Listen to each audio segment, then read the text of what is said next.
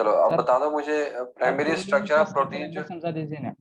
हाँ हाँ प्रोलीन का स्ट्रक्चर एक बार समझा दीजिए ना। हाँ ठीक है कोई। सो चलो मैं पहले प्रोटीन का ही स्ट्रक्चर बता देता हूँ। देखो प्रोटीन का स्ट्रक्चर जो है उसको फॉल्स अमीनो एसिड कहता है।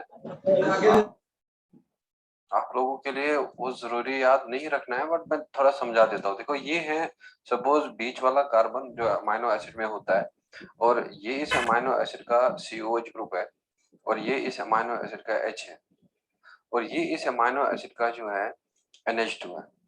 तो अब यहाँ से साइड चेन था और साइड चेन में CH2 था और CH2 था और यहाँ पे साइड चेन में CH2 था। ठीक है। तो अब जो ये NH है और जो इसके साथ H है तो अब इन दोनों के बीच में रिएक्शन हुआ है। तो जब रिएक्शन हुआ होगा तो ये NH2 की जगह पे अब जाके क्या रहेगा NH रहेगा। और जब हम लोग कहेंगे कि NH रहा तो क्या इसको अमीनो ग्रुप कहते हैं या इसको अमाइनो ग्रुप कहते हैं? Imino immuno group. इम्यूनो। और जिसमें भी इम्यूनो ग्रुप होगा तो उसको क्या कहते हैं? फॉल्स अमीनो एसिड या उसको कहते हैं true amino acid. False false amino acid. है। तो बाकी यही इस रिंग को हम लोग कहते हैं पायरोलिडाइन रिंग। और ये आपको अगर मे भी कभी कभार पूछा जाए which amino acid has pyrrolidine ring तो कौन सा अमीनो एसिड होगा वो? What that will be? This what is called as the proline. बच्चों ये था प्रोटीन का ये स्ट्रक्चर। और अब मैंने आप लोगों को बताया था कि जो प्रोटीन जो है उनका 4 तरह का स्ट्रक्चर होता है। तो एक प्राइमरी स्ट्रक्चर, एक क्या था, सेकेंडरी, एक सेकेंडरी टर्शियरी, एक क्वार्टरनरी। टर्शियरी और आप लोगों ने शायद लास्ट पॉइंट लिखा होगा कि amino acids are connected by peptide bonds, वही लिखा है ना? Yes sir. हाँ। तो अब देखो हम लोग उस पेप्टाइड बॉन्ड को देखेंगे कैसे बनेगा। तो मैं यहाँ में अमाइनो एसिड का कुछ नाम लिखूंगा इधर। तो देखो बच्चों यहाँ से मैं एक अमाइनो एसिड का स्टार्ट करूंगा तो मैं कहूंगा कि आप लोग खुद बताएंगे मुझे ये कौन सा अमीनो एसिड है। मैं यहाँ में सपोज देखो इधर ये है कार्बन। और बच्चों इस कार्बन के साथ यहाँ मैं अटैच करके रख लूंगा this is the NH2 here. और इस कार्बन के साथ ये अटैच है यहाँ पे COH। मैं इस COH को थोड़ा सा इलाबोरेट करके लिखूंगा। और अब आप लोग मुझे बताएंगे कि ये कौन सा अमीनो एसिड है। Now tell me which amino acid is this? Primary amino acid कौन सा है? मैं आपको स्ट्रक्चर के बेसिस पे amino acid, very good, alanine. तो आप लोग को पता है कि जब R क्या होता है CH3 तो तब क्या होता है वो एलानाइन होता है। तो अब बता दो बच्चों ये वाला अमीनो एसिड कौन सा होगा। अगर मैं यहाँ में NH2 को थोड़ा इलाबोरेट करके लिखूं और मैं इसको NHH लिखूं और यहाँ पे बीच वाला कार्बन होगा और इस बीच वाले कार्बन पे मैं लिख रहा हूँ CH2OH। और यहाँ मैं लिख रहा हूँ सपोज COH। जरा आप लोग बता दो मुझे अब ये कौन सा अमीनो एसिड है? Serine. This is what? Serine, because इसमें CH2OH है। अब अगर मैं तीसरा अमीनो एसिड ले लूं और ये अमीनो एसिड आप लोग बताएंगे मुझे कि ये कौन सा अमीनो एसिड होगा। मैं यहाँ पे लिखूंगा CH2SH और यहाँ में मैं लिखूंगा COOH और यहाँ में मैं लिखूंगा सपोज H और यहाँ लिखूंगा मैं H। Cysteine this is cysteine. तो आप लोग ने बता दिया कि ये एलानिन है तो इसका मतलब आप लोगों ने रिवाइज किया है, गुड। और ये जो है सिराइन है। और ये वाला अमीनो एसिड जरा बता दो मुझे कौन सा है? सिस्टीन। सिस्टीन है। तो ये प्लस करूंगा, मैं ये प्लस करूंगा। तो अब देखो इधर में ये जो जब पेप्टाइड बॉन्ड बनता है तो एक अमीनो एसिड का COH और दूसरे अमीनो एसिड का NH2 आपस में रिएक्ट करता है। तो यहाँ से बाहर आएगा वाटर, और एक अमीनो एसिड का COH और दूसरे अमीनो एसिड का H रिएक्ट करेंगे और वाटर बाहर आएगा। तो बच्चों जब ये वाटर बाहर आएगा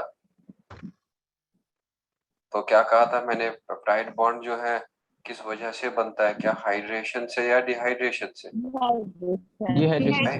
डिहाइड्रेशन से।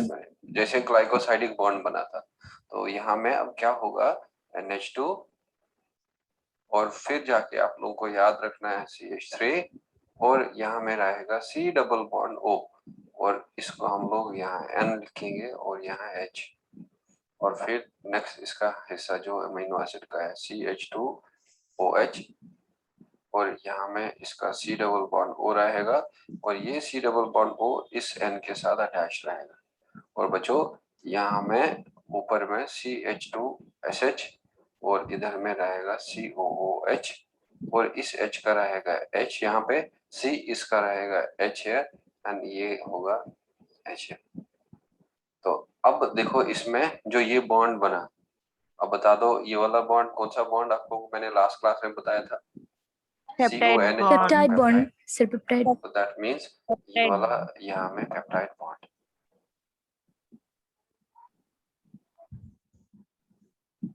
ठीक है, और अब इसमें 3 अमीनो एसिड हैं, तो इस स्ट्रक्चर को हम लोग कहेंगे ट्राइपेप्टाइड। अब बताओ मुझे इस ट्राइपेप्टाइड में कितना अमीनो एसिड है? 3. Very good. जरा पेप्टाइड बॉन्ड बता दो कितने हैं? 2 दो।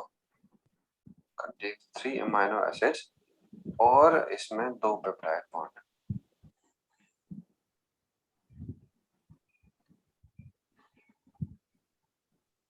तो अब आपको याद रखना है कि पेप्टाइड का मतलब पेप्टाइड बॉन्ड्स नहीं है यहाँ पे, पेप्टाइड का ट्राइपेप्टाइड मतलब ये 3 अमीनो एसिड का बना होगा।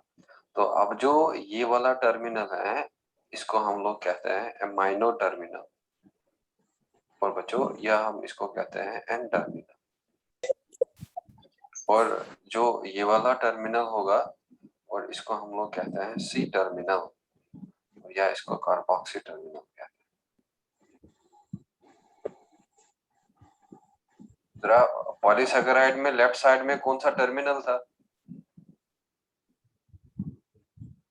पॉलीसैकेराइड में लेफ्ट साइड कौन सा टर्मिनल था? रिड्यूसिंग या non reducing?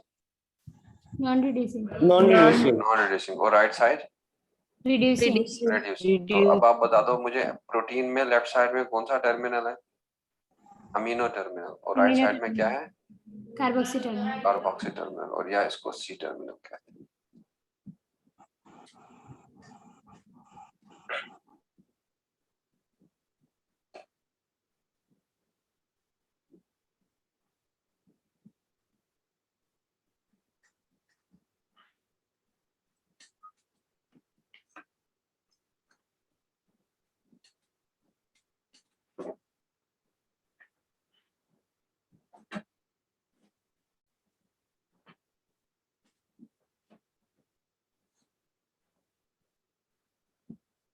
Are you done with this?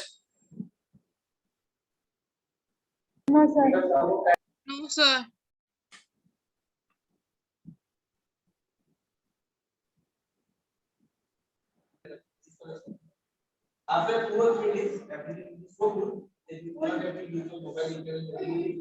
ये अल्फाज अपना माइक्रोफोन बंद रखेगा।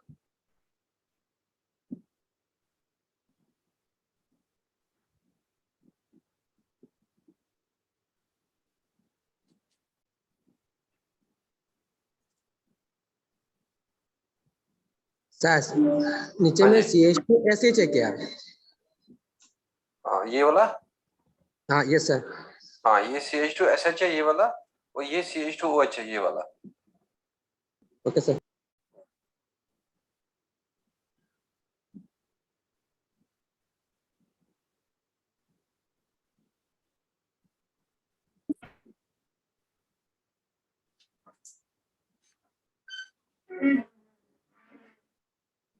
Okay sir.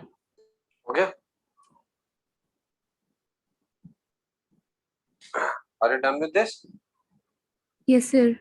चलो अब हम लोग देखोगे ये वाला पहला याद रखना है आप लोगों को कि जो पेप्टाइड बॉन्ड जो है वो एक कोवलेंट बॉन्ड है बताया था, और ये पेप्टाइड बॉन्ड बनता है एक अमीनो एसिड के COH के और दूसरे अमीनो एसिड के NH2 की वजह से। सो इसमें आप लोग लिख लेना peptide bond is formed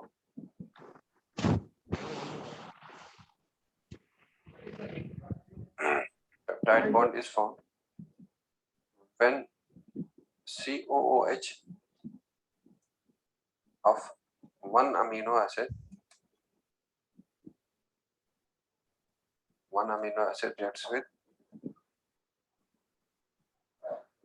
COOH of other amino acid.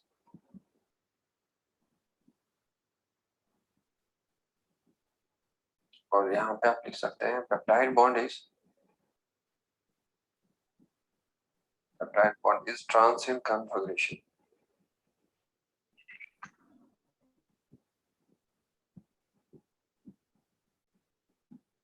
Peptide bond is trans in configuration. देख लो बच्चों यहाँ पे जरा, ये C डबल बॉन्ड O क्या है ऊपर और NH क्या है नीचे। C डबल बॉन्ड O क्या है ऊपर, NH क्या है नीचे। तो जब ये ऑपोजिट होगा क्या इसको ट्रांस कॉन्फिगरेशन कहेंगे या इसको सिस कॉन्फिगरेशन कहेंगे? आप लोगों ने ट्रांस हाँ इसको ट्रांस कहेंगे। अगर ये दोनों एक साइड होता तो सिस होता, लेकिन ये ऑपोजिट है इसलिए ट्रांस होता है। तो याद रखना पेप्टाइड बॉन्ड जो है वो ट्रांस इन कॉन्फिगरेशन होता है। तो नेक्स्ट पॉइंट आप लिख सकते हैं प्रोटीन्स। सर वो प्राइमरी स्ट्रक्चर का कंटिन्यूएशन है ये पार्ट। हाँ हाँ हाँ, proteins have a So minor first- term. Peptide bond is formed from COOH of one amino acid reacts with अच्छा CO. यहाँ पे हाँ यहाँ लिख लेना NH2 of other amino acid. Good है, NH2 of other amino acid. और लिख लेना proteins have a minor terminal और या N terminal. One terminal on left side and C terminal या carboxy terminal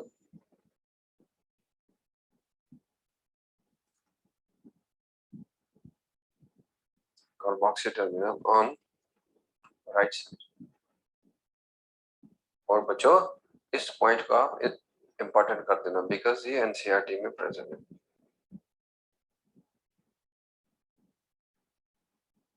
अब देखो जो अमीनो एसिड, जो फर्स्ट अमीनो एसिड होगा प्रोटीन का, तो उसको हम लोग कहते हैं अमीनो टर्मिनल अमीनो एसिड, और जो लास्ट वाला होता है उसको कहते हैं C टर्मिनल अमीनो एसिड। सो इसमें लिख लेना 10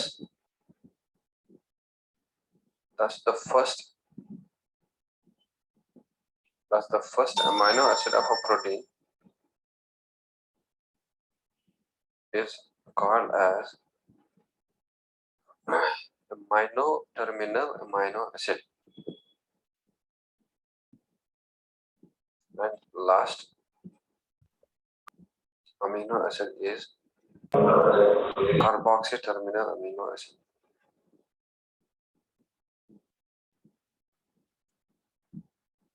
और बच्चों ये भी आप लोग याद रख लेना, this is also present in NCERT.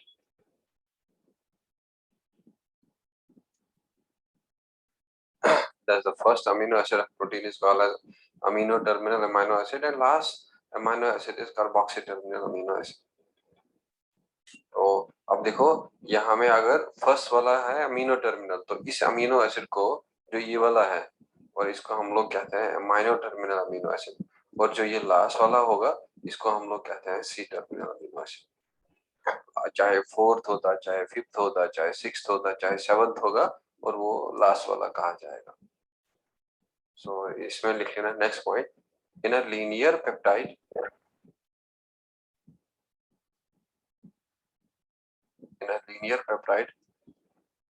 the number of peptide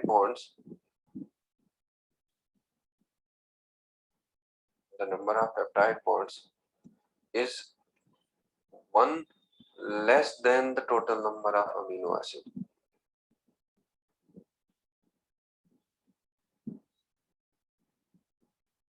total number of amino acids. और नेक्स्ट यहाँ पे लिख सकते हैं आप in a circular peptide, in a circular peptide the number of peptide bonds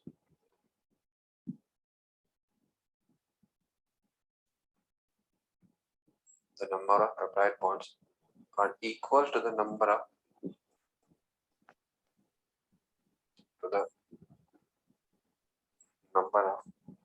amino acids. Sir, left then the हाँ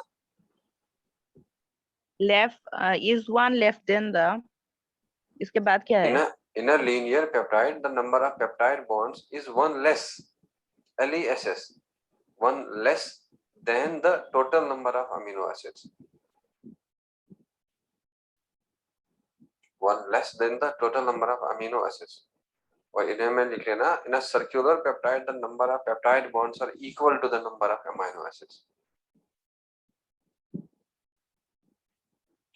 बच्चों इसमें कितने अमाइनो एसिड है? 3. तो लेकिन पेप्टाइड बॉन्ड क्या है? एक कम. क्या हम इसको लीनियर पेप्टाइड कहेंगे या हम इसको सर्कुलर पेप्टाइड कहेंगे? Linear peptide. Linear. अब बता दो अगर इस NH2 और इस COH के बीच में रिएक्शन होता तो और वाटर मॉलिक्यूल निकलता, तो और वाटर मॉलिक्यूल निकलने से यहाँ से क्या बनता है? एक और पेप्टाइड बॉन्ड है ना, और यहाँ रहता है NH, यहाँ रहता है C डबल बॉन्ड O. अब बता दो क्या ये सर्कुलर पेप्टाइड कहा जाएगा या लीनियर पेप्टाइड? Circular. Circular. तो अब बताओ सर्कुलर पेप्टाइड में कितने अमाइनो एसिड है? इधर 3. और कितने पेप्टाइड बॉन्ड है? 1 2 3. तो दैट मींस सर्कुलर पेप्टाइड में नंबर ऑफ पेप्टाइड बॉन्ड जो है वो इक्वल होता है to the number of amino acids. और next point you can write here the average molecular weight, the average molecular weight of an amino acid is 128 daltons. किसी का ज्यादा भी हो सकता है, किसी का थोड़ा कम भी होगा, ग्लाइसिन का कम भी हो सकता है क्योंकि सबसे सिंपलेस्ट है, लेकिन ऑन एन एवरेज 128 जो है माना गया है अमाइनो एसिड का molecular weight. Clear?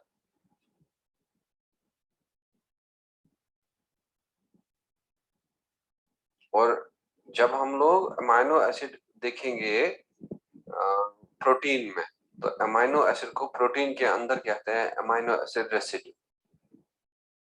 Now you can right the amino acid, the amino acid in a protein is called as amino acid residue.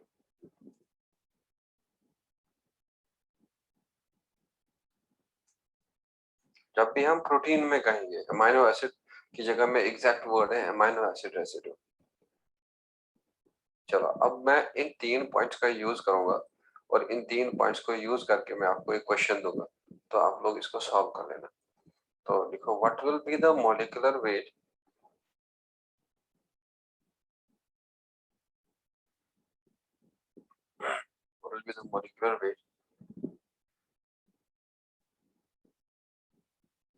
of a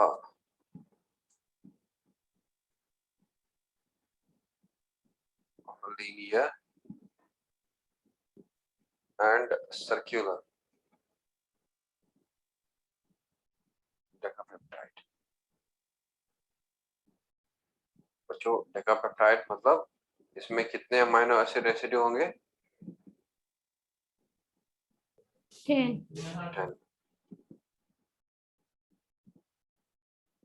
10 amino acid residues.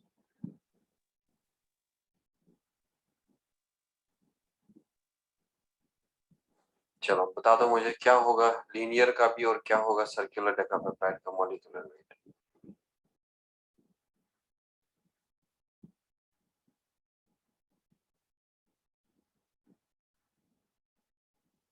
जल्दी से इसको solve करो.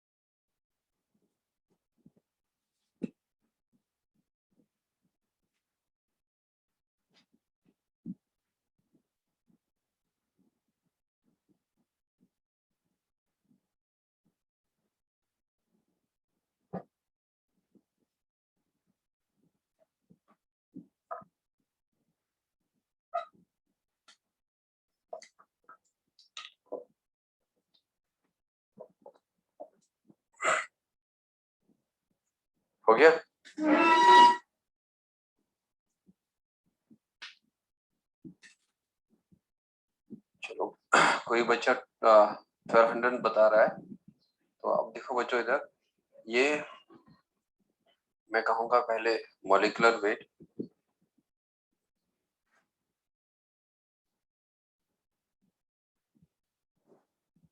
ऑफ लीनियर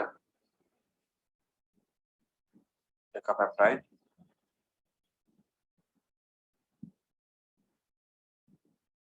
तो वो किसके बराबर होगा, कितने अमाइनो एसिड है 10, और बच्चों एक अमाइनो एसिड का मॉलिक्यूलर वेट कितना है 128 है ना। तो लेकिन यहाँ पे जाके माइनस हमें क्या करना है 9 इंटू 18, और 18 किसका मॉलिक्यूलर वेट होगा वाटर का। तो अब बता दो मुझे कितना होगा ये 1 2 Sir, 1118. Very good 1180। तो मैं डायरेक्टली आंसर लिखूंगा 1180।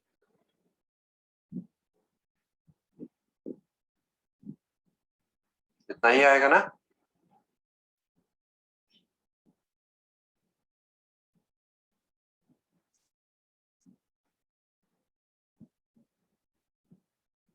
तो अब बताओ मुझे सर्कुलर का कितना होगा,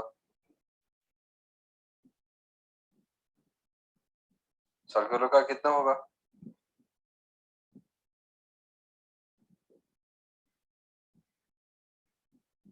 हाँ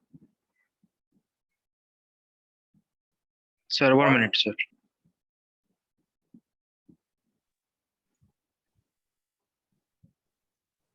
Sir, 1360.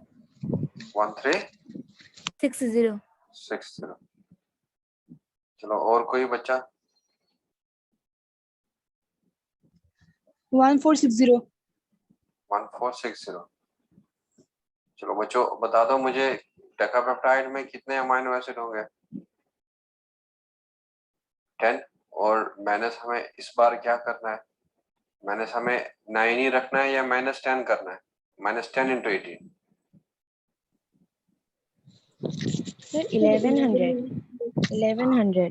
वो कितना आएगा 1100 आ जाएगा। 1100. तो क्योंकि वो अब यहाँ पे 1280 और उधर से आएगा 180 माइनस, और वो कितना बन जाता 1100। तो क्यों हमने लीनियर के समय 9 माइनस ही 9 किया, और क्यों हमने सर्कुलर में -10 किया। सर्कुलर में एक पेप्टाइड बॉन्ड ज्यादा आता है ना।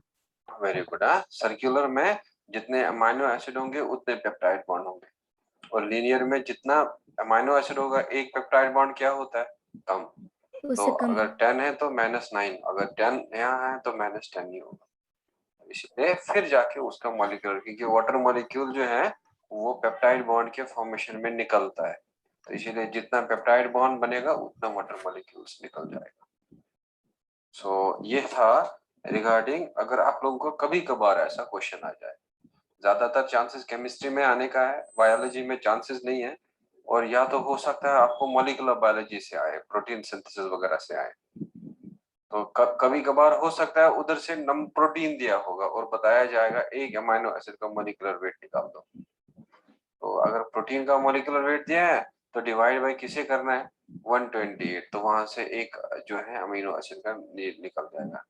अगर एक होगा अमीनो एसिड 10 होंगे 20 होंगे, तो उतने से डिवाइड करके वहां से मॉलिक्यूलर वेट निकल जाएगा।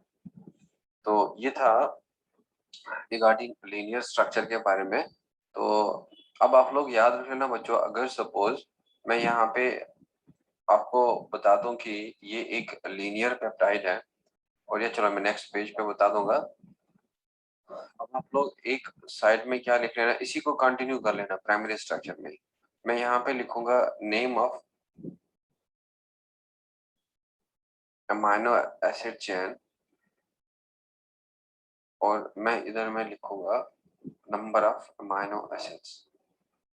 ये आपको हार्मोन जब मैं पढ़ाऊंगा आप लोगों को, तो हार्मोन में हमें पढ़ना होता है पेप्टाइड, पॉलीपेप्टाइड, प्रोटीन हार्मोन, तो ये पॉइंट आपको वहां काम आएगा। तो अगर मैं नंबर ऑफ अमाइनो एसिड कहूँ एक प्रोटीन चेन में जो है, सपोज मैं नाम दूं उसको पेप्टाइड, तो बच्चों इसमें याद रख लेना 2 से 11 अमाइनो एसिड्स होंगे। और अगर मैं इसको नाम दूं ओलिगोपेप्टाइड, और इसका होगा 12 to 90। और अगर मैं इसका नाम दूं पॉलीपेप्टाइड, और बच्चों इसमें होगा 20 to 50 अमाइनो एसिड। और अगर मैं अमाइनो एसिड चेन का नाम क्या दूं, प्रोटीन, जरा कितने अमाइनो एसिड होने चाहिए, ग्रेटर देन 50, ग्रेटर देन 50। अब बताओ क्या हर किसी अमाइनो एसिड चेन को हम प्रोटीन कहेंगे? No sir. नहीं। तो अब हम प्रोटीन किसको कह सकते हैं खाली? जब ग्रेटर देन 50 अमाइनो एसिड्स होगा। क्लियर? तो ये आप लोगों को याद रखना है फिलहाल इधर। जब भी ज्यादा होगा 50 से ज्यादा, उसी को प्रोटीन नाम देते हैं। अगर 2 से 11 होगा पेप्टाइड, 12 से 19 होगा ओलिगोपेप्टाइड, 20 से 50 होगा पॉलीपेप्टाइड, मोर देन 50 होगा उसको प्रोटीन कहते हैं। तो अब हमें, जब मैं आप लोगों को पढ़ाऊंगा ये हार्मोन्स, तो हार्मोन्स में आप लोगों को समझ आएगा कि कौन, वहां याद रखना होता है कौन सा पेप्टाइड है, कौन सा पॉलीपेप्टाइड हार्मोन है, कौन सा प्रोटीन हार्मोन है। तो फिलहाल मैं आप लोगों को यहाँ पे लिखाऊंगा ऑक्सीटोसिन। जरा ऑक्सीटोसिन को कौन सा हार्मोन कहते हैं हम लोग? बर्थ हार्मोन, है ना। और बच्चों जैसे वैसोप्रेसिन है, और वैसोप्रेसिन का हम लोग एडीएच कहते हैं। और अगर आप लोगों को एडीएच का फुल फॉर्म नहीं पता है तो एंटी डायूरेटिक हार्मोन है।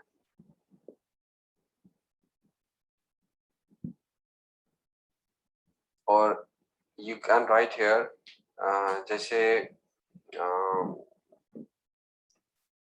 एक एनकेफालिन्स होते हैं,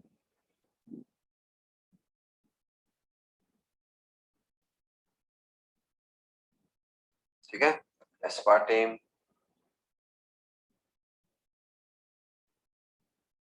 ऑक्सीटोसिन, वैसोप्रेसिन। बर्थ हार्मोन के बाद में वैसोप्रेसिन है, VASOPRESSIN, vasopressin, enkephalins, aspartame, aspartame are, या ग्लूटाथायोन भी लिख सकते हैं, glutathione are some important peptides.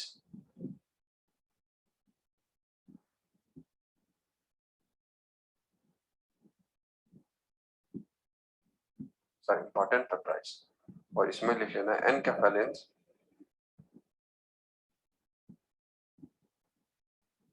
एनकेफेलिन्स are natural analgesics.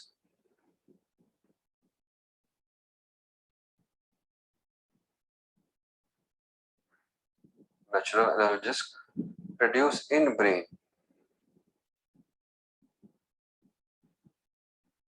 Enkephalins are natural analgesics produced in brain that reduces pain by causing deadening of pain receptors.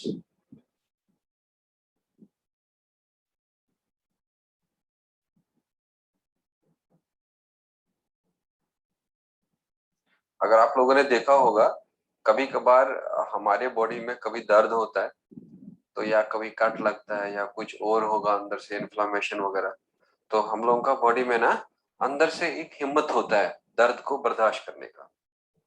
और वो capacity जब हम लोगों से क्रॉस किया जाता है तो उस वक्त हमें फिर बाहर से पेन किलर लेने का जरूरत पड़ता है। तो बच्चों पेन किलर्स को हम लोग कहते हैं एनाल्जेसिक, जो पेन को कमा दे। तो जैसे आप लोगों ने सुना होगा डिक्लोफेनाक है, एसिलोफेनाक है ना। तो ये हम लोग मार्केट में जाते हैं, जब कभी दर्द होता है तो वो ले आते हैं। तो लेकिन अंदर में ब्रेन में प्रोड्यूस होते हैं पेन किलर्स और उनको एनकेफेलिन्स कहते हैं। और वो एनकेफेलिन्स क्या करते हैं, वो कहते हैं पेन रिसेप्टर्स को डेड करते हैं। उसको कहते हैं कि तुम पेन को फील मत करवाओ। और जब पेन रिसेप्टर्स डेड होंगे बच्चों, क्या रिड्यूस हो जाएगा बॉडी में? पेन रिड्यूस होगा। और ये एनकेफेलिन्स क्या है? They are peptides. Is this clear? Yes, sir. Oxytocin को बर्थ हार्मोन है, ये हमें हार्मोन में पढ़ना ही है। वैसोप्रेसिन को एडीएच कहते हैं, ये भी हमें हार्मोन में पढ़ना है। एनकेफेलिन हमें आगे नहीं पढ़ना था कहीं, इसीलिए यहाँ पर बता दिया। और एस्पार्टेम भी हमें आगे नहीं पढ़ना है कहीं, और इस एस्पार्टेम का भी मैं इधर ही बता दूंगा। तो लिखो इसमें next point, aspartame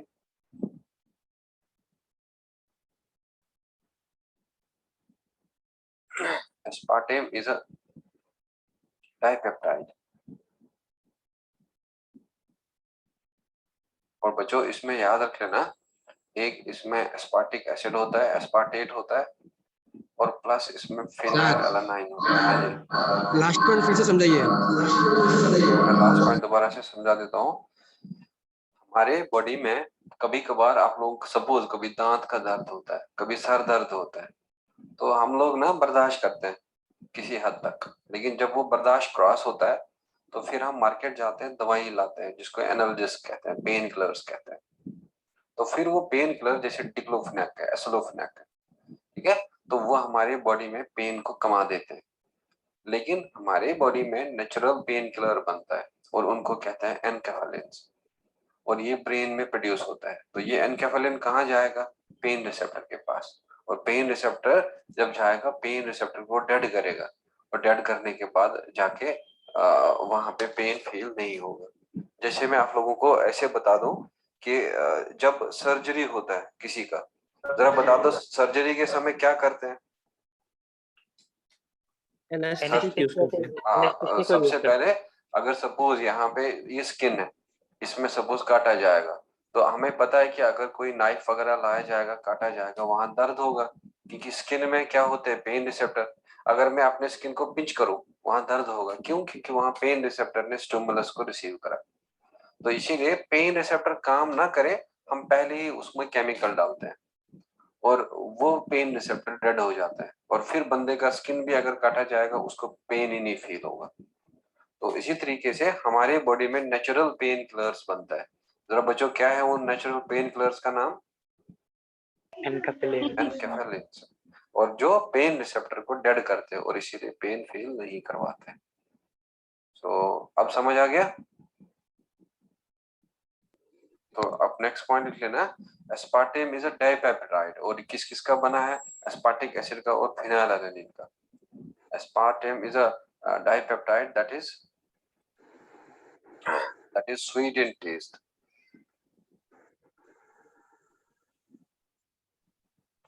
and is used as artificial sweetener. Sir Yes. जब हम गुस्से में होते हैं हमें पेन कम फील होता है, जैसे कि हमारा हाथ कट गया हो तो हमें फील नहीं होता है, ऐसा क्यों सर? मतलब जब भी कोई सपोज नर्व एंडिंग होता है ना, वो नर्व एंडिंग जो है वो थोड़ा पेन फील करवाता है, नर्व का एंड। तो अब जब हम लोगों का कोई गुस्सा का सामना करना पड़ रहा है या कुछ करना इमरजेंसी वाला कंडीशन आता है, तो उस वक्त नर्व का जो है न्यूरोट्रांसमीटर वो मतलब बहुत ज्यादा रिलीज होता है, तब हम एक्साइटेड स्टेट में होते हैं। तो उस वक्त नर्व का काम दूसरा होता है, तो नर्व का एंडिंग जो है और वो उस समय जाके एक इनहिबिशन होना चाहिए, और वो इनहिबिशन जो है वो नहीं हो पा रहा है क्योंकि वो दूसरा काम करते जा रहा है। तो इसलिए हो अगर गुस्सा में एक्साइटेड होता है तब पता ही नहीं होता है, तो एक्साइटेड स्टेट में फिर जाके इंसान का लगता है कि मुझे पेन फील है, और बाद में पता चलता है ये तो ऐसे कटा, क्योंकि वो वहां पे इमरजेंसी कंडीशन में होता है और उसको एक्साइटेड स्टेट। और एक्साइटेड स्टेट जब भी आ जाए तो सिंपैथेटिक न्यूरल सिस्टम काम करता है, और जब हम नॉर्मल होते हैं तो पैरासिम्पैथेटिक काम होता है उसका। नॉर्मल में पैरासिम्पैथेटिक काम करता है और एक्साइटेड स्टेट में सिंपैथेटिक काम करता है। उस वक्त लगता है कि हाँ अगर कटेगा भी तब लगता ही नहीं है कि कटा कुछ, लेकिन जब वापस आएगा बॉडी नॉर्मल में तो आराम से वो पेन हो जाए। ये है। अब देखो बच्चों, एस्पार्टेम जो है एक डाइपेप्टाइड होता है, और ये डाइपेप्टाइड में एस्पार्टिक एसिड होता है, फिनाइलएलानाइन होगा और इसका स्वीट टेस्ट होता है और इसीलिए इसको हम लोग यूज करते हैं आर्टिफिशियल स्वीटनर। क्लियर? जैसे डायबिटिक है, जरा डायबिटिक पेशेंट को क्या खाना नहीं चाहिए? डायबिटिक स्वीट्स नहीं खाने चाहिए, शुगर्स नहीं खाने चाहिए, कार्बोहाइड्रेट नहीं खाने चाहिए। लेकिन अब उसको कोई खाना स्वीट चीज खाना हो तो हम डायबिटिक पेशेंट के लिए यूज करते हैं आर्टिफिशियल स्वीटनर और जो मतलब नॉन कैलोरीफिक होते हैं, जो एनर्जी नहीं देते, नॉन फैटनिंग होते हैं, फैट नहीं कराते जमा, तो उसमें से एक एस्पार्टेम है। और इसमें आप नेक्स्ट पॉइंट लिख लेना, glutathione. Glutathione is a tripeptide, peptide that acts as a reducing agent, that acts like a reducing agent, like जैसे NADH है हमारी बॉडी में reducing agent, या जैसे FADH2 हमारे बॉडी में reducing agent है। तो जब भी कोई चीज हो अपन खुद ऑक्सीडाइज हो जाएगा और दूसरे को रिड्यूस करेगा। Are you done with this? Yes, sir. So this is regarding the what we call as the primary structure से related जितना भी पॉइंट्स है। और अब हमें नेक्स्ट देखना है secondary structure. Sir, what is it? FaOH2 or FaDH2? FADH2, FA flavin adenine dinucleotide, और ये होता है निकोटिन एमाइड एडेनिन डाइन्यूक्लियोटाइड। तो secondary structure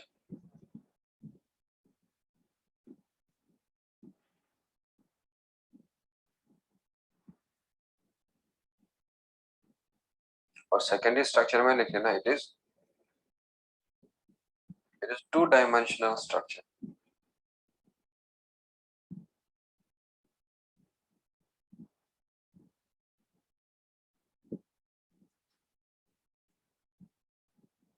Two-dimensional structure that is formed due to coiling, या ये होता है फोल्डिंग से। और इसमें आप लोग लिख लेना ये दो तरह का होता है, या it is discovered by Pauling and Kori.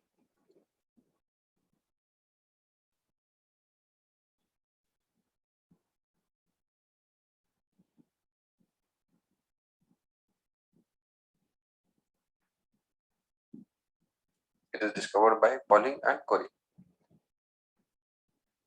So it's of two types.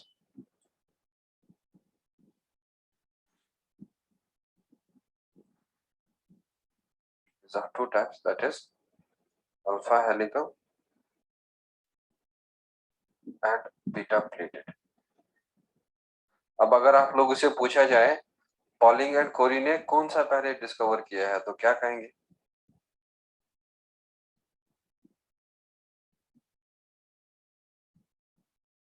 Secondary structure.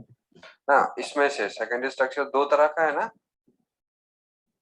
तो सेकेंडरी स्ट्रक्चर में कौन सा वाला पहले डिस्कवर हुआ होगा? अल्फा। Very good, alpha. देखिए अल्फा जो है वो पहले आता है और बाद में क्या आता है? बीटा। तो इसलिए अल्फा पहले डिस्कवर किया और बीटा बाद में डिस्कवर किया। तो अब देखो बच्चों, इसमें से हम लोग पहला वाला लेंगे और वो लेंगे alpha helical structure.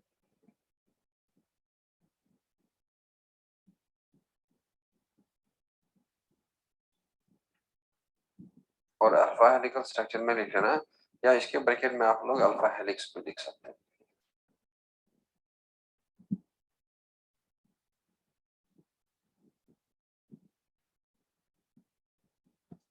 Alpha helix, और या आप लोग अल्फा हेलिकल स्ट्रक्चर भी लिख सकते हैं। तो इसमें लिख लेना, it is formed by the coiling, और या कॉइलिंग की जगह में आप लोग ट्विस्टिंग भी लिख सकते हैं।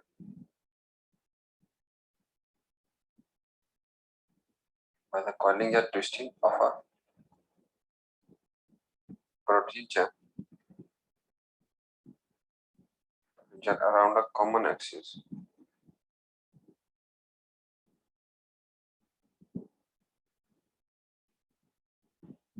It is formed by coiling or twisting of a protein chain around a common axis. Clear?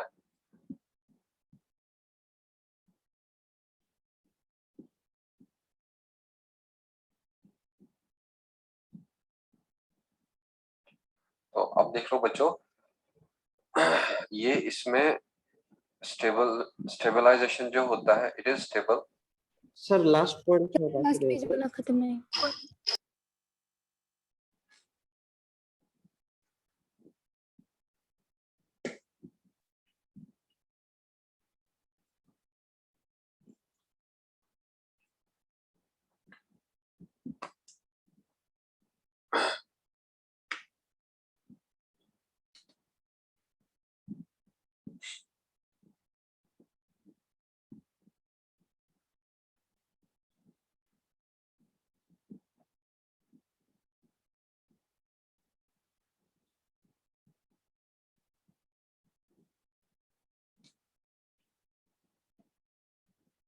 हो गया?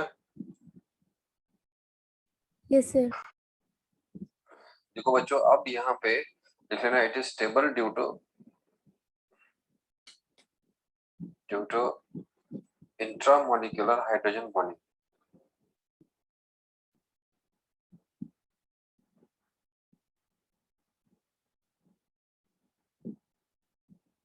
Hydrogen bonding.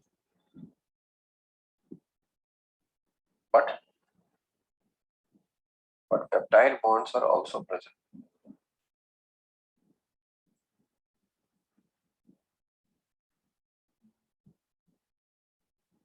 It is stable due to intramolecular hydrogen bonding, but peptide bonds are also present. So इसमें लिख लेना hydrogen bonds are formed. Hydrogen bonds are formed between the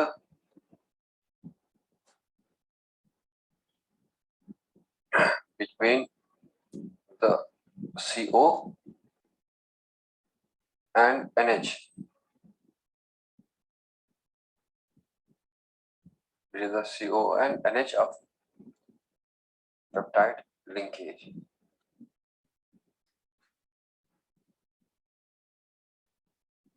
Peptide bonds are formed between the CO and NH of peptide linkage.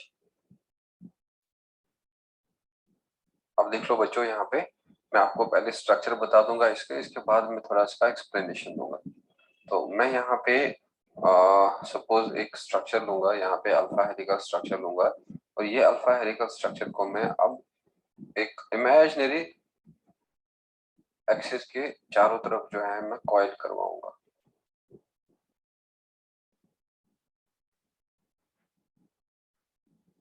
तो let me suppose यहाँ से एक peptide bond है, और ये पेप्टाइड बॉन्ड का इधर में C डबल बॉन्ड O है.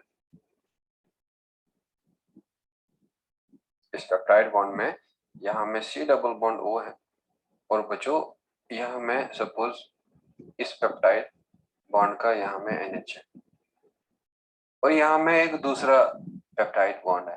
तो उस पेप्टाइड बॉन्ड में यहाँ में C डबल बॉन्ड O है, और बच्चों उस पेप्टाइड बॉन्ड का यहाँ में मान लूंगा NH.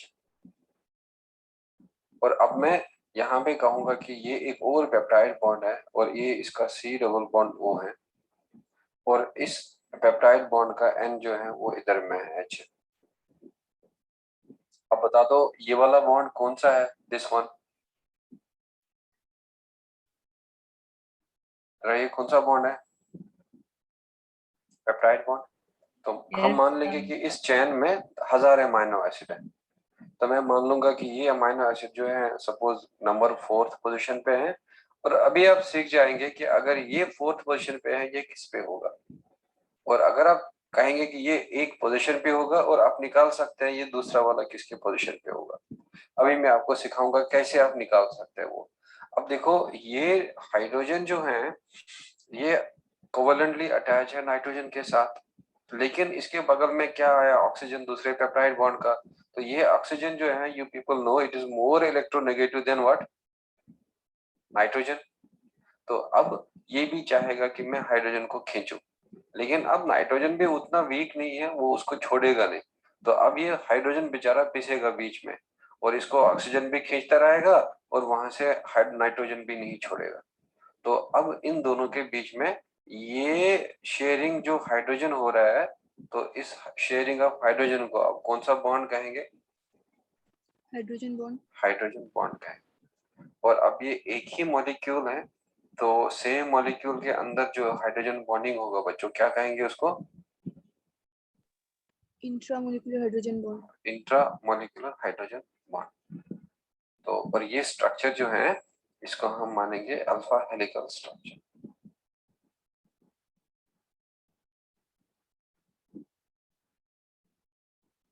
Clear?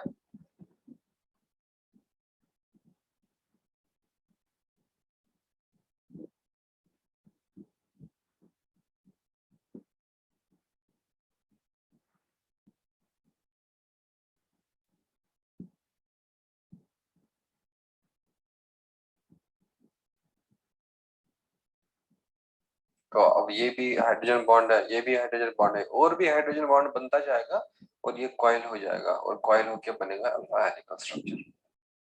Are you done with this? Yes sir. हाँ, अब देखो यहाँ पे हमें थोड़ा सा ये अमाइनो एसिड का जो मैंने इधर बता दिया आप लोगों को, अब मैंने इतना पार्ट अमाइनो एसिड का दिखाया ही नहीं इस प्रोटीन चेन में, ये वाला दिखाया ही नहीं मैंने, ये वाला दिखाया ही नहीं, खाली इन दोनों को दिखाया, CONH।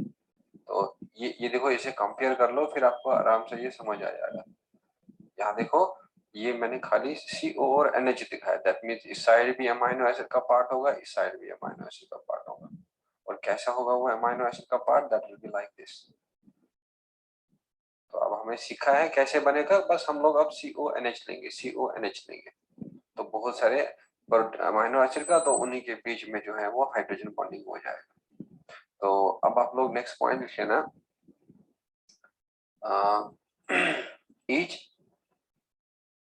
each helix या each turn of alpha helical structure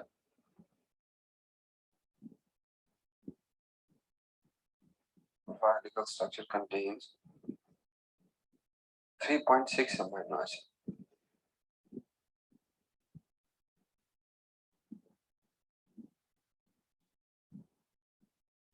तो बराबर 4 नहीं होता है, तो जो फोर्थ वाले का थोड़ा सा 0.6 पार्ट ही होगा, 0.4 दूसरे में आएगा।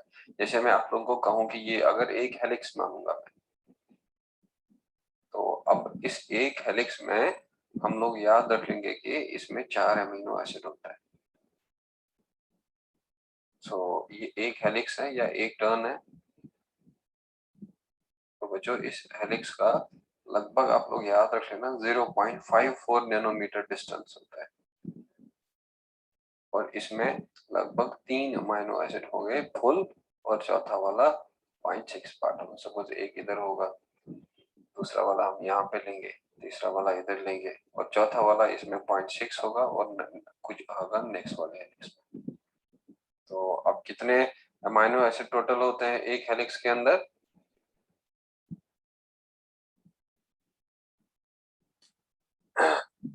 जो एक हेलिक्स के अंदर कितना अमाइनो एसिड होगा? 3.6। और कितना डिस्टेंस को कवर करेगा? 0.54 नैनोमीटर। तो अब आप लोग नेक्स्ट पॉइंट लिख लेना, intra chain hydrogen bond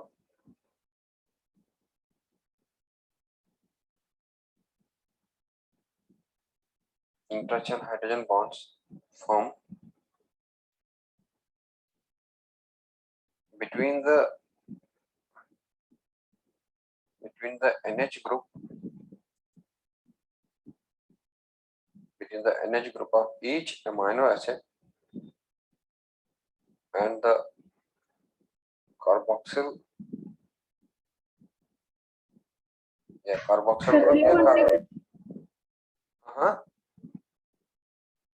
3.6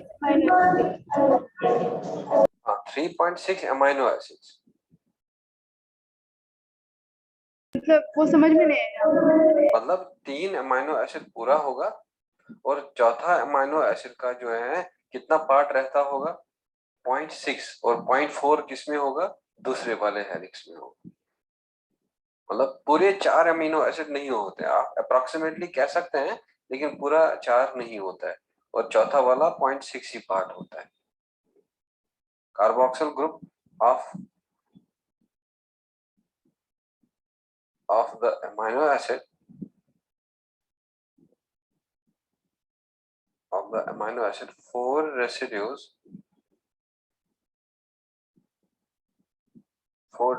away.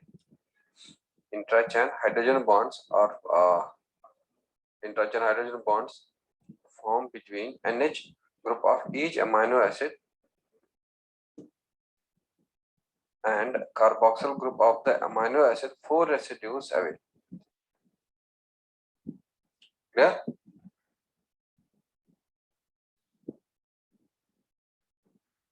Yes, sir. अब देख लो बच्चों, इधर मैं आप लोगों को ये समझा दूंगा ये क्या मतलब है।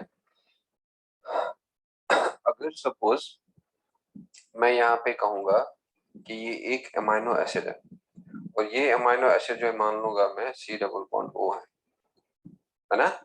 तो अब बता दो मुझे इसके बगल में, अब इस C+O के बगल में क्या होगा, दूसरे अमाइनो एसिड का क्या होगा, NH होगा, है ना। दूसरे अमाइनो एसिड का क्या होगा, NH होगा।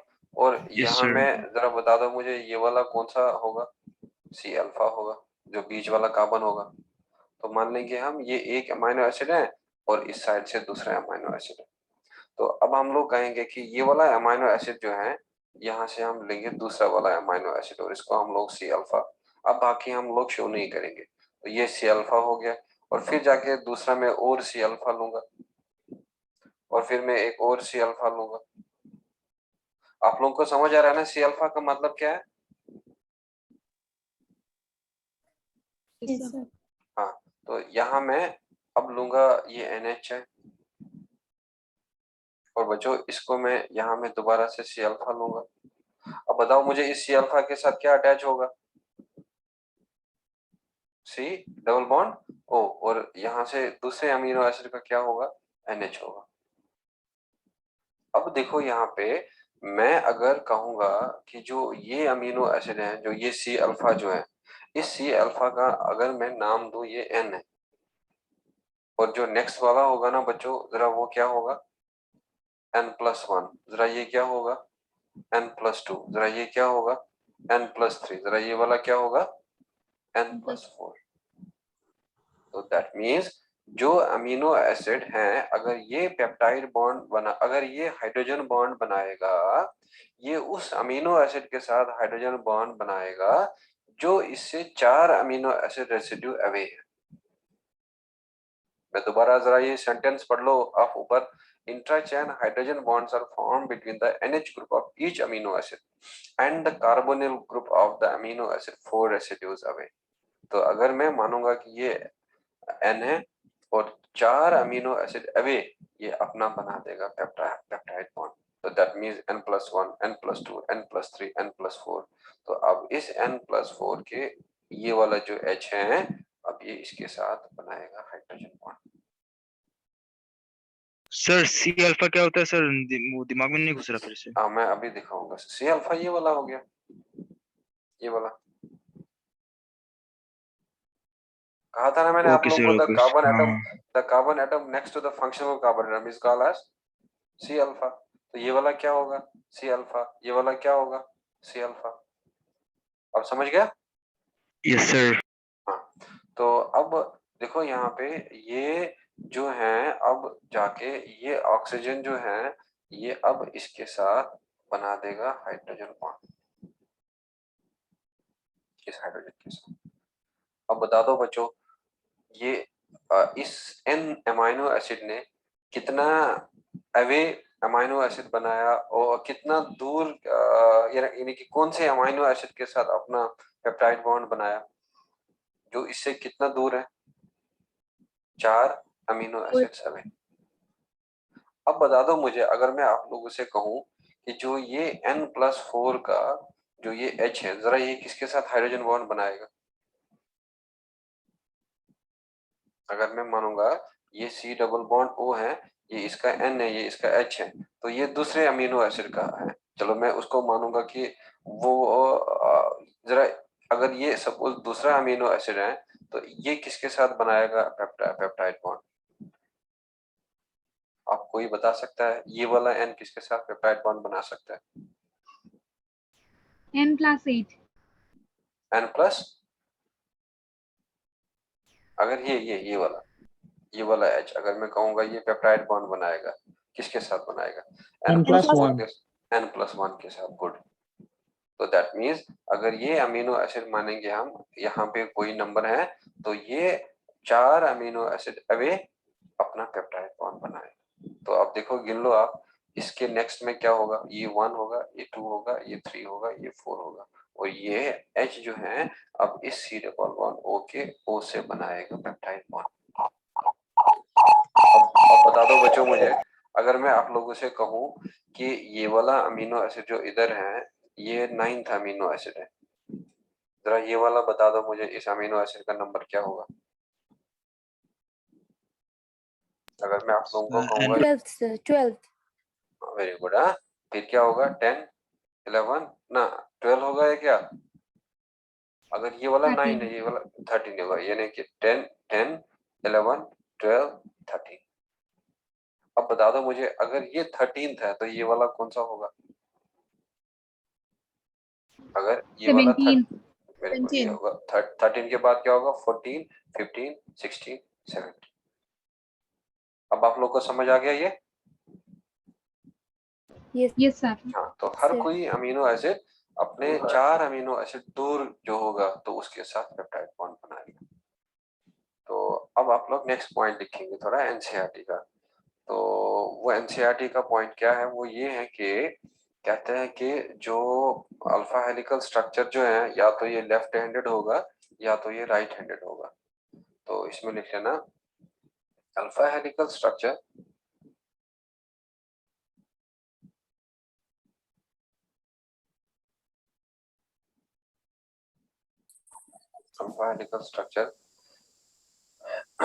may be right or left-handed.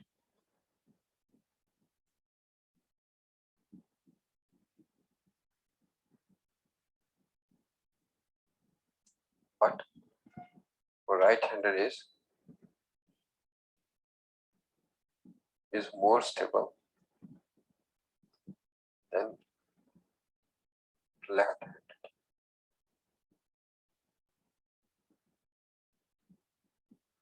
Full stop करके लिखना। Thus in proteins,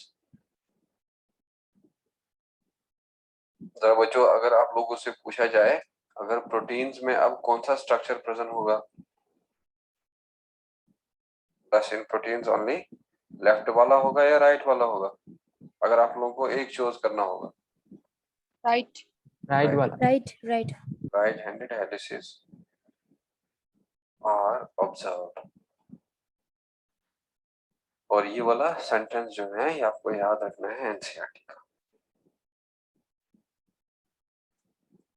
एनसीईआरटी ने लिखा है thus in proteins only right-handed helices are observed।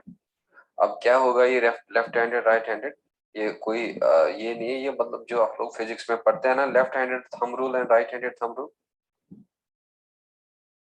जैसे मैं आपको ऐसे बता दूं, अगर सपोज ये एक प्रोटीन चेन है और ये लेफ्ट की ओर जा रहा है, फिर कॉइल करके वापस लेफ्ट की ओर जाएगा, फिर कॉइल करके वापस लेफ्ट की ओर जाएगा। और अगर ये प्रोटीन चेन है, ये राइट की ओर हेलिक्स बना रहा है, और जब टर्न लेगा तो वापस ही राइट आएगा और वापस ही राइट आएगा। तो अब बच्चों क्या कहेंगे हम लोग इसको? क्या ये लेफ्ट हैंडेड है या राइट हैंडेड है ये वाला? What this is? Left. Left handed. और ये वाला क्या होगा? Right hand. राइट।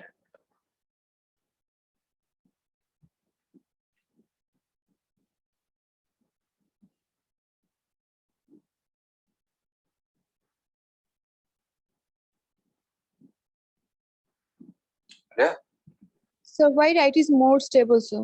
हाँ, because very good, right handed में इसमें इसीलिए स्टेबिलिटी ज्यादा होता है क्योंकि जो ये लेफ्ट हैंडेड है ना, इसमें हाइड्रोजन बॉन्ड थोड़ा टिल्टेड बनता है, ऐसे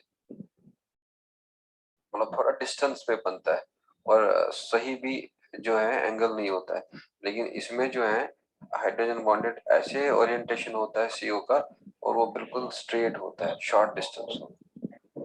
तो अब बता दो कौन सा वाला इसीलिए अब स्टेबल होगा ज्यादा? Right Right-handed. Right handed stable. ये हाइड्रोजन बॉन्ड इसका है और ये हाइड्रोजन बॉन्ड इसका है।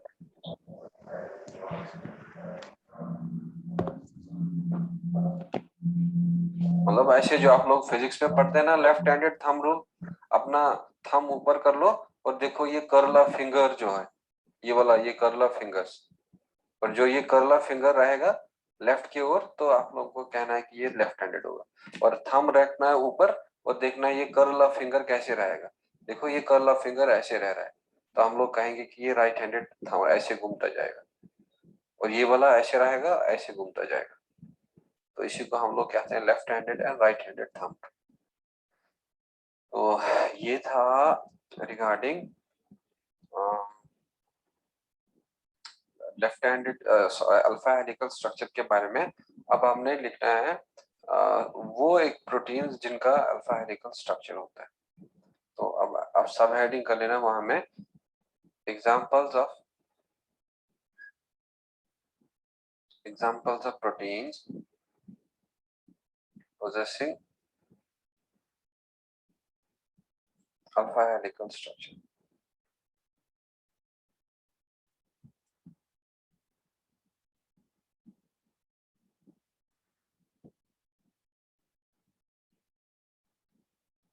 examples of proteins possessing alpha helical structure। तो सबसे पहला you can write there collagen।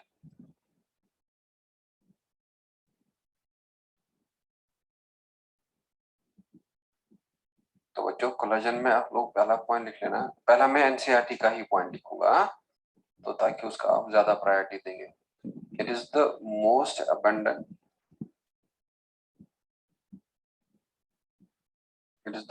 Abundant protein in animal kingdom, या इन एनिमल्स भी लिख सकते हैं।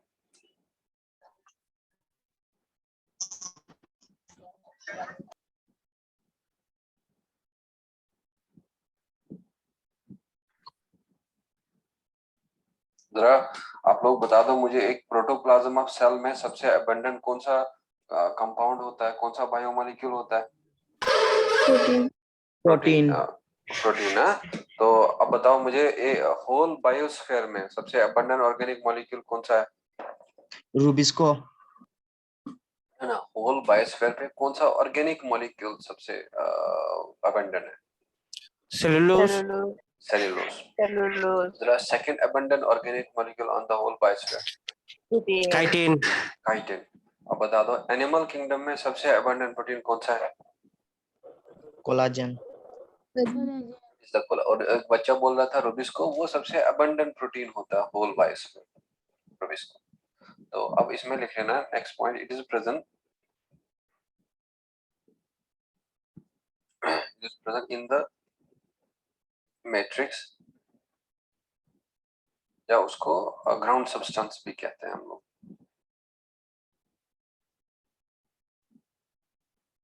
और या हम लोग इसको इंटरसेलुलर सब्सटेंस भी कहते हैं।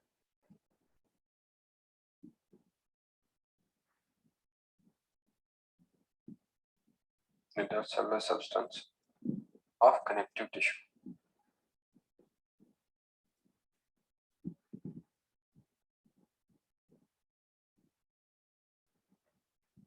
It is present in matrix या ground substance या intercellular substance of connective tissue in animals।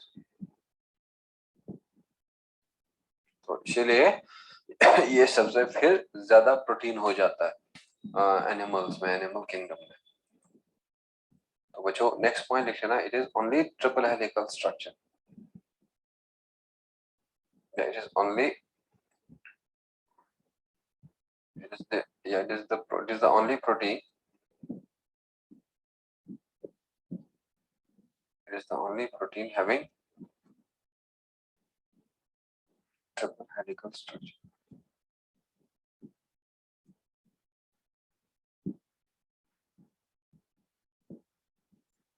It's the only protein having triple helical structure.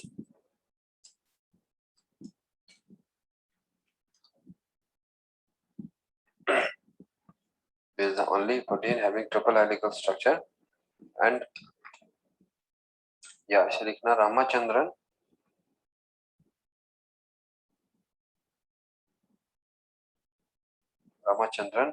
discovered the triple helical structure.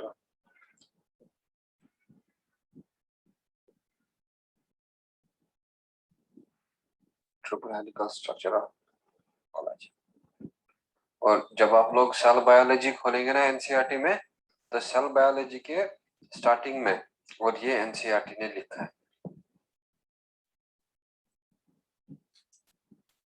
अब बताओ किसने डिस्कवर किया है इसका ट्रिपल हेलिकल स्ट्रक्चर? रामाचंद्रन ने। और इसमें एक ही हेलिक्स नहीं होता, इसमें 3 हेलिक्स होगा। तो मतलब एक हेलिक्स ऐसे होगा, सपोज दूसरा हेलिक्स जो है वो ऐसे रहेगा, और सपोज ये तीसरा हेलिक्स है और वो ऐसे रहेगा। तो और ये स्ट्रक्चर जो है वो ये याद रख लेना, ये किसका होगा? कोलेजन का होगा। तो बच्चों इसमें हमारे बॉडी में विटामिन सी का जरूरत होता है, और वो विटामिन सी जो है एक्ट करता है as a cofactor for the synthesis of this collagen. तो यहाँ पे लिख सकते हैं आप विटामिन सी, और विटामिन सी को हम लोग एस्कॉर्बिक एसिड कहते हैं।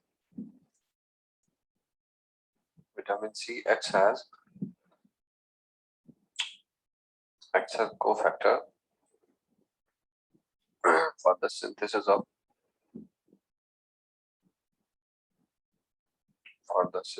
collagen. और ये विटामिन के लिए आप लोगों के लिए इम्पोर्टेंट पॉइंट, विटामिन सी अगर नहीं होगा तो कोलेजन का डेफिशिएंसी हो जाएगा बॉडी में।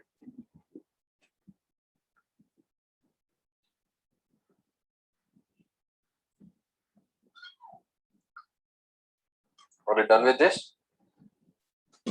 No, sir.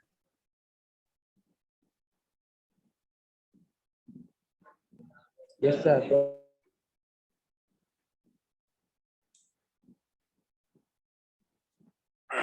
अब कौन सा विटामिन चाहिए कोलेजन की सिंथेसिस के लिए?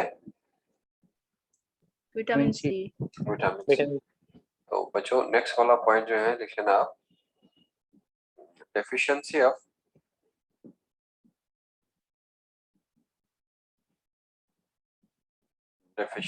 विटामिन सी रिजल्ट्स स्कर्वी, और स्कर्वी होता है गम bleeding.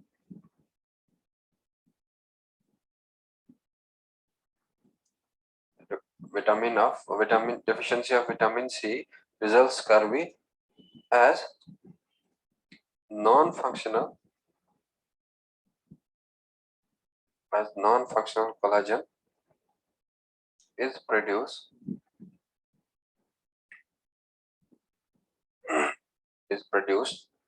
during the deficiency of vitamin C.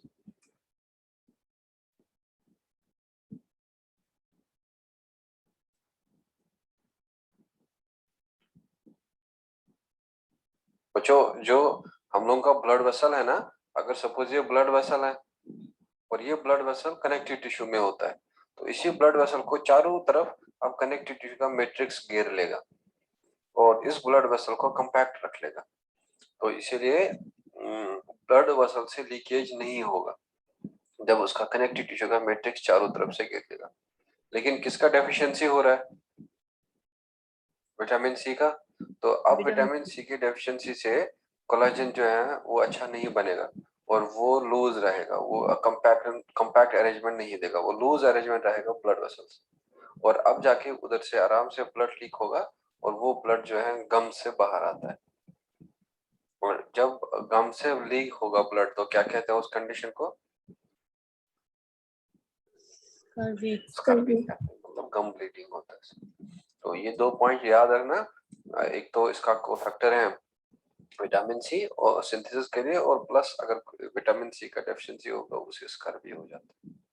और बाकी इसमें ज्यादातर ग्लाइसिन होता है और इसमें ज्यादातर प्रोलीन होता है कोलाजन में, rich in collagen and proline and glycine. वो जरूरत नहीं है लिखने का, तो बस फिलहाल इतने सारे बातें जो हैं आप लोग याद रख लेना कोलाजन के लिए। तो बच्चों अब हम नेक्स्ट जो प्रोटीन देखेंगे कोलाजन के बाद में, जिसमें अल्फा हेलिकल स्ट्रक्चर होगा, और वो याद रख लेना आप, myosin.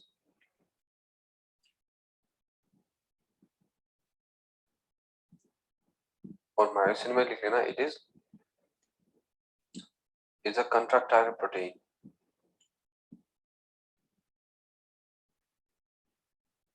Is a contractile protein in muscles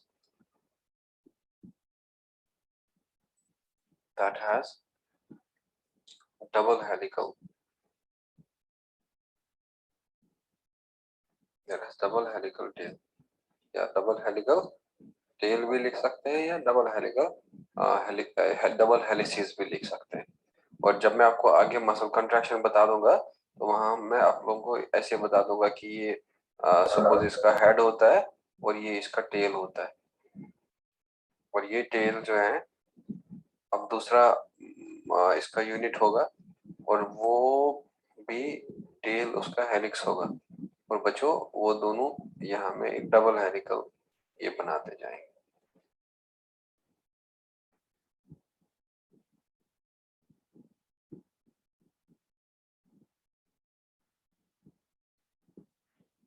और यहाँ में आप लोग लिखे ना ये डबल हेलिकल टेल।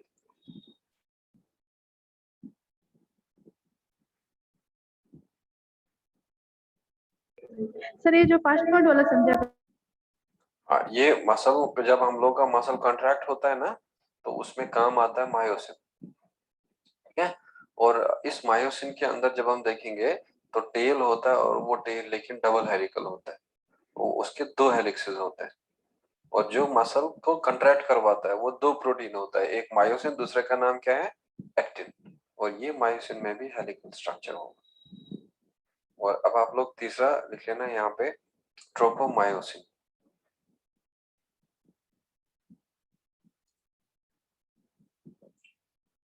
सर ये वाला नहीं, डेफिशिएंसी। ये वाला डेफिशिएंसी ऑफ विटामिन सी। हाँ हाँ सर। जब हमारे बॉडी में अगर विटामिन सी का कमी होगा तो ब्लड वेसल से ब्लड लीक हो जाता है गम्स में, और वो बीमारी जहां में ब्लड वेसल से लीक हो जाता है, गम से लीक होता है ब्लड, और उसको कहते हैं स्कर्वी। और वो क्यों होता है? जब विटामिन सी डेफिशिएंट होगा। विटामिन सी जब डेफिशिएंट होगा तो कोलाजन फंक्शनल नहीं बनेगा, तो नॉन फंक्शनल कोलाजन लिख लेना इधर में, ठीक। और ट्रोपोमायोसिन में लिख लेना इट्स अ रेगुलेटरी प्रोटीन।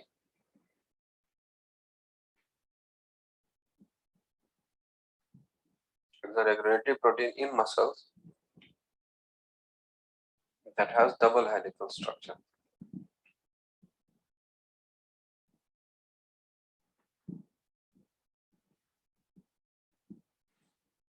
ये हम लोगों को आगे पढ़ना है ह्यूमन फिजियोलॉजी में, तो फिलहाल याद रख लेना इसका भी हेलिकल स्ट्रक्चर, इसका भी डबल हेलिकल होता है। एक इसका ये हेलिक्स होगा और दूसरा इसका ये वाला हेलिक्स होगा।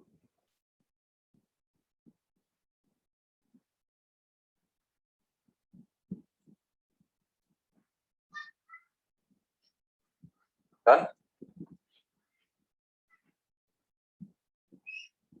Sir.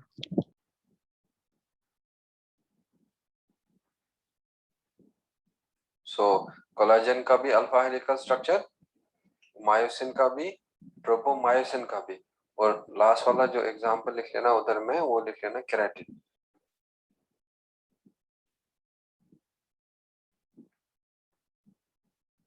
बच्चों इस केराटिन में याद रख लेना ये सिस्टीन इसमें ज्यादा होता है, so it is rich in cysteine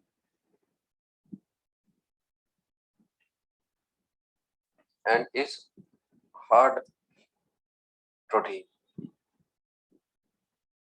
That is hard protein due to disulfide bonds. जरा बच्चों जब सिस्टीन इसमें ज्यादा होगा तो सिस्टीन मिलके क्या बनाता है? सिस्टीन 2 मिलेगा, कौन सा अमीनो एसिड बनता है? 2 सिस्टीन के Cysteine, ना? सिस्टाइन है ना, और वो सिस्टाइन जब बनेगा तो उसमें कौन सा बॉन्ड्स होगा? डाइसल्फाइड। उस डाइसल्फाइड बॉन्ड की वजह से ये हार्ड प्रोटीन होता है क्योंकि इसमें बहुत ज्यादा सिस्टीन होगा। सो इट इज प्रेजेंट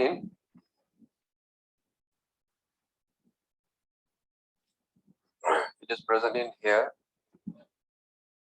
बच्चों ये नेल्स में भी प्रेजेंट होता है, ये बर्ड के फेदर्स में भी प्रेजेंट होगा, और जो हॉर्न्स वगैरह होते हैं उनमें भी प्रेजेंट होता है।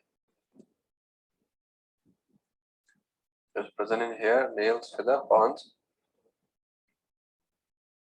आप लोगों ने देखा होगा जो जैसे ज्यादातर लड़कियां अपने बाल जो है कभी स्ट्रेट कराती हैं, कभी कर्ली कराते हैं ना, तो अगर सपोज किसी के बाल बड़े स्ट्रेट हैं तो उन स्ट्रेट बालों में क्या होगा, एक डाइसल्फाइड बॉन्ड्स का अपना ओरिएंटेशन होगा इस केराटिन का। और लेकिन अब क्या करा है वो लड़की को अब या किसी ह्यूमन को अब वो स्ट्रेट हेयर नहीं चाहिए, इसको कर्ली बनाना है, तो अब क्या करा जाएगा, ये डाइसल्फाइड बॉन्ड जो है इनको तोड़ा जाएगा, तो इनको तोड़ करके ना रिडक्शन करा जाएगा और सपोज खोल दिए जाएंगे ये डाइसल्फाइड बॉन्ड, या ऐसे हो जाएंगे, अब ये अब SH होगा और ये अब SH होगा। तो उसके बाद दोबारा जाके इसमें ऑक्सीडेशन करा जाएगा, और प्लस जो बाल अब जिनको रिड्यूसिंग एजेंट लगाया था और डाइसल्फाइड बॉन्ड तोड़ दिए, तो अब उन बालों को अब कर्ल करवाया जाएगा किसी सपोर्ट पे, और वो बालों को फिर उस समय वैसा ही रखा जाएगा, सपोज कर्ली स्टेट में रखा जाएगा। तो अब देखेंगे हम जो ये कर्ली बाल जो है अब इनमें डाइसल्फाइड बॉन्ड का ओरिएंटेशन सपोज डिफरेंट होगा। सो मान लेंगे हम यहाँ में डाइसल्फाइड बॉन्ड जो है अब प्रीवियस जैसा नहीं रहा, अब वो थोड़ा चेंज हो जाएगा और इन बालों को जो है अब कर्ल करवा देगा। तो दैट मीन्स यहाँ में अब डाइसल्फाइड बॉन्ड ऐसे बनेगा, यहाँ में डाइसल्फाइड बॉन्ड ऐसे। तो अगर हम लोग कहेंगे कि ये स्ट्रेट हेयर है, और बता दो बच्चों स्ट्रेट हेयर किस में कन्वर्ट हो गया, अब कर्ली हेयर में, और ये कर्ली हेयर वापस किस में कन्वर्ट हो जाएंगे, स्ट्रेट हेयर में भी। तो लेकिन जब भी हमें तो डाइसल्फाइड बॉन्ड को तोड़ना होता है, क्या डाइसल्फाइड बॉन्ड को हम तोड़ेंगे रिडक्शन से या ऑक्सीडेशन से? रिडक्शन से। और जब डाइसल्फाइड बॉन्ड को बनाते हैं तो किससे बनता है? ऑक्सीडेशन। ऑक्सीडेशन से बनता है और रिडक्शन से टूटता है। तो ये जरूरी नहीं है बनाना, ये जस्ट मैंने एग्जांपल बता दिया कि कैसे कर्ली हेयर से स्ट्रेट बनाया जाता है और स्ट्रेट से कर्ली बनाया जाता है। तो ये था वो प्रोटीन का एग्जांपल जिनमें सेकेंडरी स्ट्रक्चर होगा। जरा क्या क्या है वो प्रोटीन का नाम जिनमें सेकेंडरी स्ट्रक्चर होगा? पहला कौन सा अल्फा हेलिकल स्ट्रक्चर वाला प्रोटीन है? कोलाजन। दूसरा मायोसिन। तीसरा ट्रोपोमायोसिन। और चौथा केराटिन। तो अब इसमें से आपको जो NCERT बेस्ड पॉइंट है वो आप लोगों का ये है कि it is protein having triple helical structure, Ramchandra ने डिस्कवर किया, और प्लस ये दो है। जो बच्चा ज्यादा लोड नहीं लेना चाहता है और ये 2 पॉइंट का याद रखना है, और बाकी आप लोग इसको ये कहीं ना कहीं तो आपको यूज ही कर, बिकॉज ये भी NCERT ने लिखा है। ऐसा नहीं समझ लेना कि NCERT ने नहीं लिखा है, लेकिन NCERT ने लिखा है, कहाँ में लिखा है? ह्यूमन फिजियोलॉजी में। और ये भी NCERT ने लिखा है, लेकिन बायोमोलिक्यूल में नहीं लिखा है। कहाँ लिखा है? Human physiology. Locomotion and movement में। हाँ, कहीं कहीं पे आप लोगों को याद रखना है। आप जब सब पढ़ेंगे ना तो फिर लगेगा आपको सारा कुछ है, ऐसा कुछ नहीं है कि एनसीईआरटी में कम है, तो आपको लगेगा कि एनसीईआरटी में बहुत ज्यादा है। तो ये है अल्फा हेलिकल स्ट्रक्चर। और अब आप लोग नेक्स्ट वाला लिखेंगे बीटा प्लेटेड स्ट्रक्चर।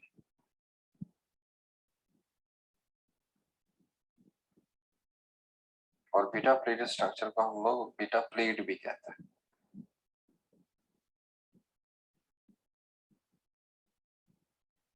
सो इसमें लिख लेना इट इज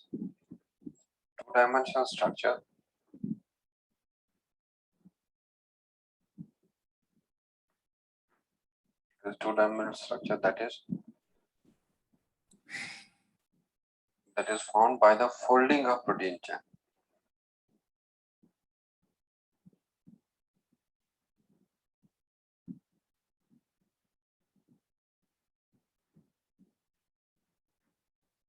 जब प्रोटीन चेन फोल्ड होगा तो कौन सा स्ट्रक्चर बनेगा?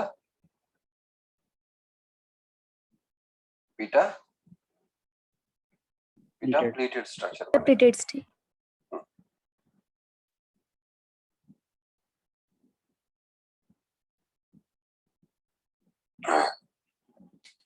तो अब देखो बच्चों, यहाँ में ये याद रख लेना, ये स्टेबल होता है। It is stable due to intermolecular hydrogen bonding.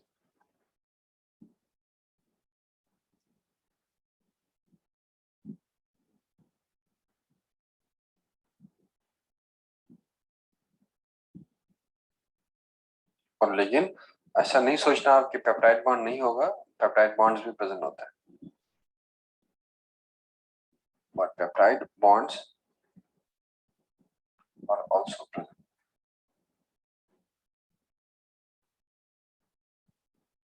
और इसमें लिख लेना it is of 2 types.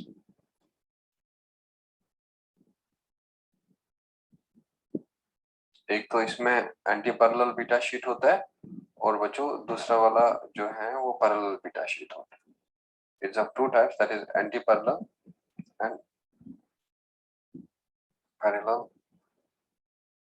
Beta sheet, और या बीटा प्लेट।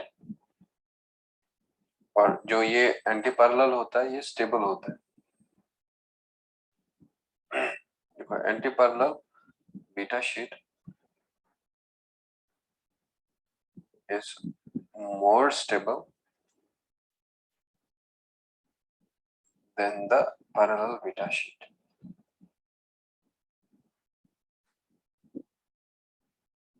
जरा कौन सा अल्फा हेलिकल स्ट्रक्चर ज्यादा स्टेबल था, राइट हैंडेड या लेफ्ट हैंडेड?